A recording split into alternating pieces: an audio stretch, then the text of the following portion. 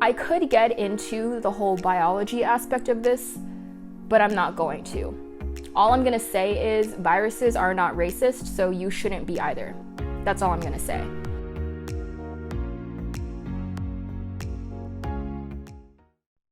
Hey everyone, welcome back to my channel. We are trying a new setup. I've got my camera here. It doesn't have a mic jack, so I'm recording my audio on here, and I have a screen that lets me see what I'm looking at, so hopefully I don't stare at it too much because sometimes my eyes just drift up. But we will see how this goes. So I know that I said that I was going to make advocacy videos and put them on my written blog, unlisted on YouTube, so that way people needed to, do some reading first, do some research, and then watch the video, because it seemed like a lot of people just wanted really easy content and not really putting in the work required to talk about issues like adoption and racism. But this topic right now is pretty important, and it's happening right now, and it's affecting millions of people. So I figured I would just put this up and make sure that you listen. So we are going to talk about the racism and microaggressions and physical abuse, verbal abuse that Asians are experiencing amidst COVID-19.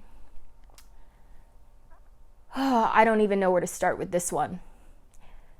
As an Asian woman, it is heartbreaking to read the articles and to watch the videos and see the footage that people capture on their cameras of Asians being beaten up on the streets, of being stabbed.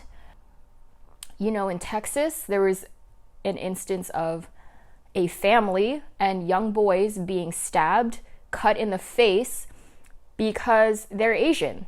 There was another article that I read where a man was stabbed because someone thought he was Chinese.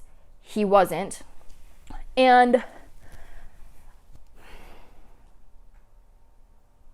when you look at these instances and you look at all of the reports of the harassment, when you see the pictures of the notes left on Asian people's homes saying, "Go back to China, you brought the virus here," I do not know how anyone could deny that the racism is increasing against Asians during this time.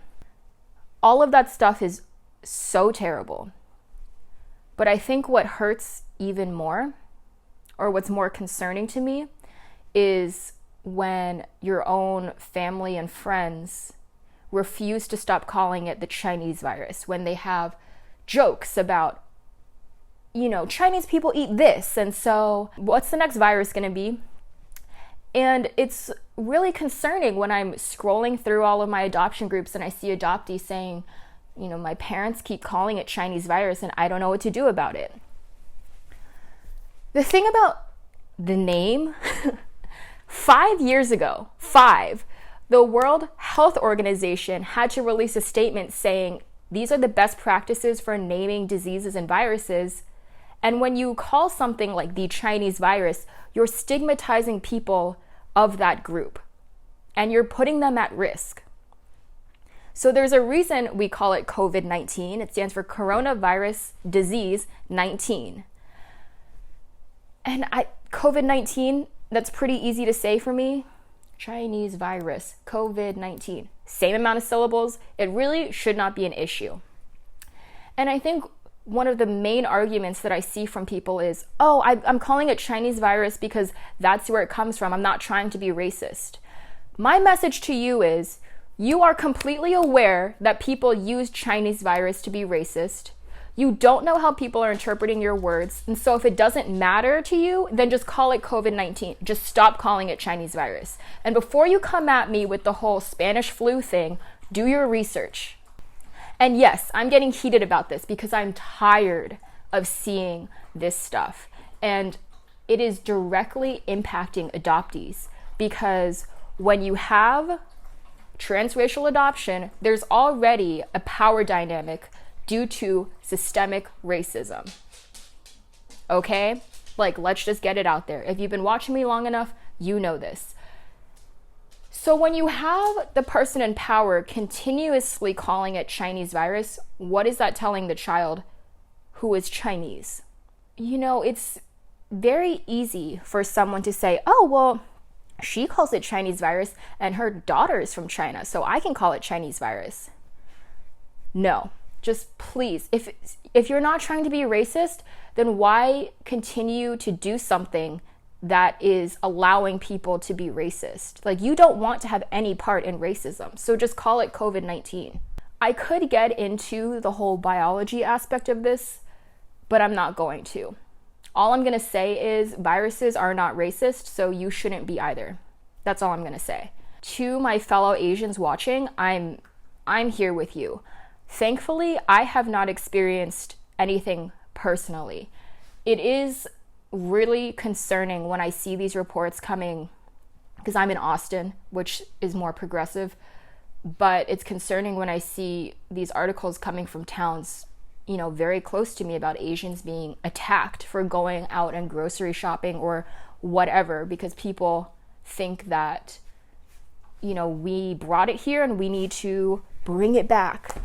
So look, I'm here with you, I'm supporting you, and I think we're all just in this time of uncertainty and fear, and unfortunately, that's making people do really ugly things. I think about this stuff happening and I don't really have the answer to it, other than people need to stop being racist and do some research and stop being so ignorant. And the problem to me is that, you know, I can't make someone stop being racist. They have to do the work themselves. They have to find the information themselves. And so there's only so much I can do. The same thing with adoption realities. And, you know, I recognize my limits in this. I think one of the more significant things is for my viewers who are not Asian to be allies and to stand up for us. And it's one thing when someone's being racist towards an Asian person and another Asian person says, hey, you can't be racist towards us, because that's just going to go over someone's head. Like, it's not... At that point, the racist is going to just be like, oh, they're just defensive, whatever, blah, blah, blah, blah, blah, blah. But when someone from their own group is saying, hey, what you're doing isn't cool, like, these are people too, maybe it'll be more impactful. The last thing, I've been trying to do it with my Asian friends, but it does mean a lot when people who aren't Asian reach out and ask how I'm doing. Because it's one thing to be posting articles and to be sharing and like, oh, this is so wrong, how could anybody do this? But it's another thing to actually see the Asian people in your life and recognize them. And I mean see figuratively, unless you're video chatting, because you are supposed to be practicing social distancing. But it is, you know, another step to actually talk to the Asian people in your life and ask how they're doing and ask what they need. We all need support right now. That's obvious. We all need connection. But when a specific group is being targeted and people are being violent towards us, I think there can be an extra level of support, because I'm kind of scared to go out. I mean, I go to the grocery store and I try to avoid people because, look, I'm trying to keep my 6 feet distance and nobody here seems to care. But I'm always like, is this the time that someone's going to tell me to go back to China, or, you know, move as far away as possible from me, but not anybody else?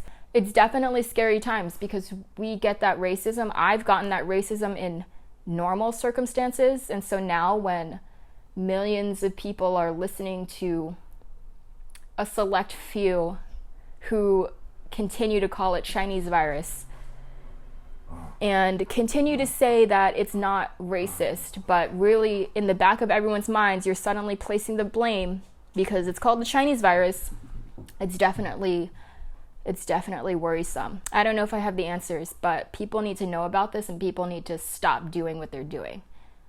So again, if you call it Chinese virus and you're not trying to be racist, understand that other people hear Chinese virus and use that as an excuse to be racist. So please don't help them. And check in on your Asian friends. We just need to make sure that we're here for each other. We are being physically distant, but we can still connect because we really do. Everyone really needs support right now. I hope you're doing okay during this time. I hope you're not getting too bored inside. Yeah, I might be making some more advocacy videos to put here on YouTube for everyone and figure out what to do during this really, really uncertain time. But I know that people do need escapes, and I know that people need something to get their mind off of the virus because you can't think about it all the time. So that's why I keep making vlogs. I do it for myself, but I also do it for you to remind you that, I'm still living my life and I'm getting through it, and it's a struggle for everyone, but you are not alone. So yeah, thank you so much for watching, and I will see you next time.